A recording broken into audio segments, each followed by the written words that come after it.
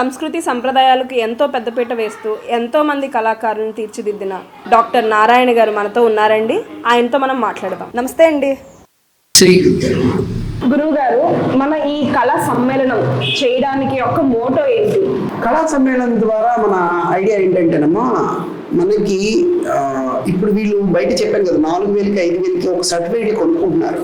దానికి వాల్యూ లేదమ్మా, అస్సలు వాల్యూ ఉండదు. ఆ వాల్యూ లేనటువంటి సర్టిఫికేట్స్ పట్టుకెళ్తున్నారు. ఇప్పుడు నా కళా సమ్మేళనం ద్వారా నేను ఏం చేస్తానంటే, ఒక గవర్నమెంట్ ఎంబ్లమ్ పడేటట్టు చేస్తాను. ఒక యువజన రంగం కానీ, ఆర్ఎంసీ కానీ, ఇంకోటి కానీ, ఇంకో వాళ్ళని కానీ పట్టుకుంటాను. టు బీ ఫ్రాంక్, మీకు రాజమహేంద్రవరం మున్సిపల్ కార్పొరేషన్ కమిషనర్ గారు స్వయంగా చెప్పారు, ఆయన మనకి ఆనంద్ కళా కేంద్రం తప్ప ఇంకేమీ ఆయన సపోర్ట్ ఉండదు మనకి. అంటే మా జనరల్ సపోర్ట్ వేరు, నేను ఉన్నానని చెప్పడం వేరు. మనకి వచ్చేది ఫైనాన్షియల్గా సపోర్ట్ ఆనంద్ కళా కేంద్రం. కానీ వాళ్ళని నేను పెద్దగా వేస్తాను. కారణం ఏంటంటే, వాళ్ళ గవర్నమెంట్ ఎంబ్లమ్ నాకు కావాలి, దానికోసం నేను కష్టపడతాను. ఇకపోతే అలాగే యూత్ సొసైటీ, యూత్ సర్వీసెస్ సెక్టరాజ్, అలాగే మన వాళ్ళు సర్టిఫికేట్స్ ఎలా ఇస్తారంటే, సర్టిఫికేట్ మీద నేమ్ రాయరు, కింద అన్ని ప్రింట్ అయిపోయి వచ్చేస్తాయి, అలా తీసుకెళ్ళి ఇచ్చేస్తారు. అది ఇప్పుడు ఫర్ ఎగ్జాంపుల్ మీరు వచ్చారు, ఒక గురువు వచ్చాడు, ఉదాహరణ చెప్తాను. ఒక గురువు వచ్చాడు, 10 మంది విద్యార్థులు తీసుకొచ్చాడు, 10 మందిని డ్యాన్స్ చేయించాడు, 10 సర్టిఫికేట్లు పట్టుకెళ్ళాడు. ఈ 10 సర్టిఫికేట్లు వాళ్ళకే ఇస్తాడని గ్యారంటీ ఏంటి? అట్ ద సేమ్ టైం అదే మోడల్ ఇంకో 10 చేయించుకుని ఇంకో 20 చేసి ఇంకో ఇస్తాడు. అది ఆల్రెడీ జరిగింది. కారణం ఏంటంటే, సర్టిఫికేషన్కి నేను ఎక్కువ వాల్యూ ఇస్తాను. అక్కడ సంతకం జడ్జీస్ డైరెక్ట్గా సంతకం పెట్టాలి. ఓకే, ఎన్ని సంతకాలు ఉంటాయండి? 800 నుంచి 1000 సర్టిఫికేట్ల మీద సంతకాలు పెట్టాలి. అందరూ అడుగుతారు, డిజిటల్ వచ్చింది కదా సార్, సంతకం యాక్సెప్ట్ చేయండి, ఒరిజినల్ సంతకం అక్కడ పెట్టాలి. కారణం ఏంటంటే, ఈ సర్టిఫికేట్కి వాల్యూ వస్తుంది. జడ్జి సంతకం, ఒరిజినల్ సంతకం పెడితే వాల్యూ వస్తుంది. అదే ఎందుకు సర్టిఫికేట్ వాల్యూ అంటే పాపం మన వాళ్ళకి తెలియదు.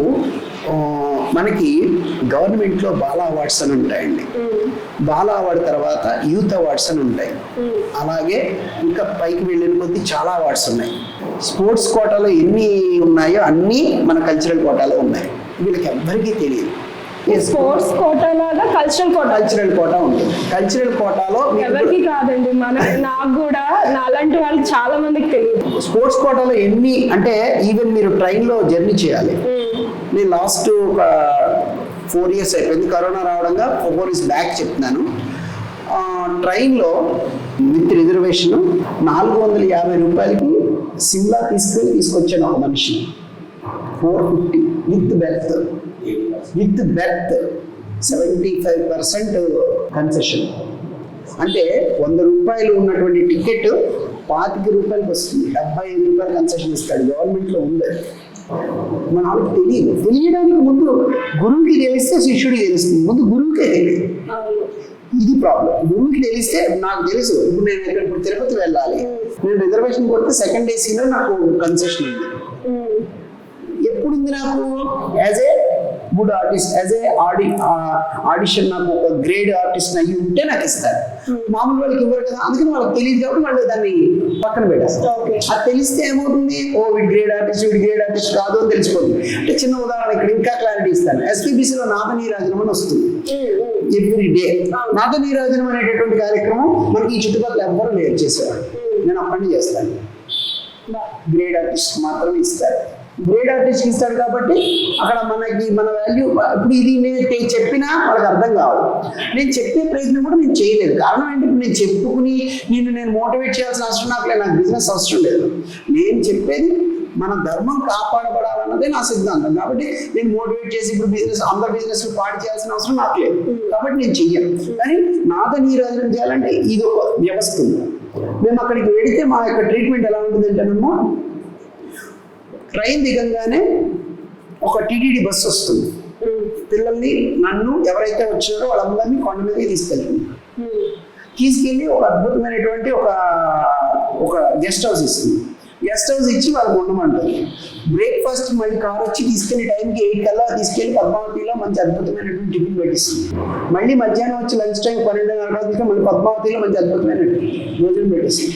మళ్ళీ ప్రోగ్రామ్ టైంకి ప్రోగ్రామ్కి తీసుకెళ్తుంది రెడీ అయ్యింది. అక్కడ తీసుకెళ్ళి ప్రోగ్రామ్ చేయించిన తర్వాత మర్నాడు ఎర్లీ మార్నింగ్ L1 దర్శనం దొరికే ఏకైక ఆర్టిస్ట్ ఒక్కడికే దొరుకుతుందండి. ఎప్పటికీ జరగదు.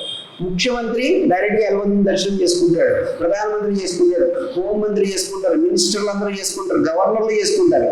వాళ్ళతో సమానంగా చేసుకునే అర్హత ఉన్న ఏకైక వ్యక్తి ఎవరు అంటే ఆర్టిస్ట్. అది వెంకటేశ్వర స్వామిని L1 దర్శనాలు నా పిల్లలు ఇంతంత పిల్లలు కూడా చూసుకున్నారు. L1 దర్శనంలో చేయించాడు అద్భుతంగా. L1 దర్శనం చేసుకుని వస్తే ఇంకా అంతకన్నా బాగుంది.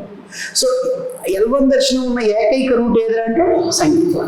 అంటే నువ్వు ఇలా వెళ్ళినా అదే, ఇలా వెళ్ళినా అది, ఏ రూట్ వెళ్ళినా అదే. సో సంగీతానికి అంత వాల్యూ ఉంది లేదంటుంటారు. సర్టిఫికేషన్స్ స్పెషల్ కేటగిరీ కాకుండా మనకి ఎటువంటి ఉద్యోగాల రూపంలో ఏమైనా అవకాశం ఉందా? ఎగ్జాక్ట్లీ అమ్మా. ఇప్పుడు మనకి సర్టిఫికేట్ కోర్స్ అని, డిప్లొమా అని ఉన్నాయి. కానీ దానికన్నా ఇప్పుడు నేను చండీగఢ్ యూనివర్సిటీ నుంచి చేస్తున్నాను. A year higher exams semester wise గా. ఎందుకంటే ఇప్పుడు జనరేషన్ మారింది కాబట్టి ఏ ఏడాదికి ఆ ఏడాది ఎగ్జామ్ రాసుకుంటారు కాబట్టి సెమిస్టర్ వైజ్ గా ఎగ్జామ్ పెట్టేస్తున్నారు. 6 years విశారద అంటాము, ప్రవీణ అంటాము. ఎప్పుడైతే విశారద అయిపోయిందో వీళ్ళకి ఎలిజిబిలిటీ ఏంటంటే ఇండియా మొత్తంలో, నేను చెప్పేది భారతదేశం మొత్తంలో ఉన్నటువంటి స్కూల్స్, కేంద్రీయ విద్యాలయాలు ఉన్నాయి. ప్రతి కేంద్రీయ విద్యాలయాల్లో పోస్టులు ఖాళీ ఉన్నాయి. ప్రస్తుతం అయితే నాకు తెలిసిన లెక్కల ప్రకారం, నేను చెప్పేది ఇది ఎప్పటిదో లెక్క, 1600 చిల్లర పోస్టులు ఇప్పుడు ప్రెసెంట్ ఇంకా ఖాళీగా ఉన్నాయి. రైల్వే డిపార్ట్మెంట్ లో కూడా ఉన్నాయి. అది రైల్వే డిపార్ట్మెంట్ కూడా ఉందండి. కానీ రైల్వే డిపార్ట్మెంట్కి వచ్చేటప్పటికి ఏమవుతుందంటే, రైల్వే డిపార్ట్మెంట్లో డిగ్రీ క్వాలిఫికేషన్ చదివి డిప్లొమా కానీ ఏదైనా చేసి ఉంటే టీసీగా అప్లై చేసుకోవచ్చు. స్పోర్ట్స్ కోటా ఎలాగో అలాగే కల్చరల్ కోటా ఉంది, అది సపరేట్. కానీ దీంట్లో ప్రత్యేకంగా అసలు కేంద్రీయ విద్యాలయాలు అయితే ఇంకా అసలు చెప్పక్కర్లేదు. కేంద్రీయ విద్యాలయ, గురుకుల పాఠశాలలు ఇలాంటి కొన్ని స్కూల్స్ ఉన్నాయి. నార్త్లో అయితే విపరీతంగా ఉన్నాయి. అన్ని స్కూల్స్లోనూ కూడా మ్యూజిక్ టీచర్లు, డ్యాన్స్ టీచర్లు వాంటింగ్ ఉంది. ఎంత విపరీతంగా వేకెన్సీస్ ఉన్నాయంటే అన్ని వేకెన్సీస్ ఉన్నాయి. మన వాళ్ళు ఎంతసేపు మా వాడు సాఫ్ట్వేర్ అవ్వాలా, MBBS అవ్వాలా, ఇది అవ్వాలా, 60,000 సంపాదించాలని ఆలోచిస్తారు తప్ప ఆ 60,000 కన్నా ఎక్కువ 80,000 రూపాయలు మనం ఇక్కడ కేంద్రీయ విద్యాలయ టీచర్గా వస్తుందన్న విషయం వాళ్ళకి అర్థం కావట్లేదు. టీచరా చెప్పుకోవడానికి అంటే ఆంధ్ర తెలంగాణ రాష్ట్రాల్లో ఉన్న తల్లిదండ్రుల్లో ఉన్న ఒక అపోహ ఏంటంటే ఇప్పుడు అంతా ఫ్యాషన్ అయిపోయిందమ్మా. కార్పొరేట్ రంగం అన్నది ఇది ఏంటంటే బిల్డింగ్ మొత్తం అపార్ట్మెంట్ కదా, G1లో ఒక నేర్చుకుంటాడు సంగీతం, వెంటనే G2లో వాడు నేర్చుకుంటాడు. G1 వాడు మానేసి స్కేటింగ్కి వెళ్తాడు, G2 వాడు స్కేటింగ్కి వెళ్తాడు. ఈ వ్యవస్థ తప్ప ఎవరికి కూడా ఒక ఇది కరెక్ట్, ఇలా వెళ్ళాలి, ఇది వెళ్తే బాగుంటుంది అనే సిద్ధాంతం ఎవరికి అవగాహన రాహిత్యం. సో మీలాంటి వాళ్ళు ఇలా ఛానల్ ద్వారా పెట్టి నిజంగా కనుక మోటివేట్ చేయగలిగితే ఇలా కూడా కొంతమందిని మీరు సనాతన ధర్మంలోకి మార్చిన వాళ్ళు అవుతారు. కాబట్టి మీకు ఫస్ట్ ధన్యవాదాలు తెలియజేస్తున్నాను. థ్యాంక్ యూ అమ్మా.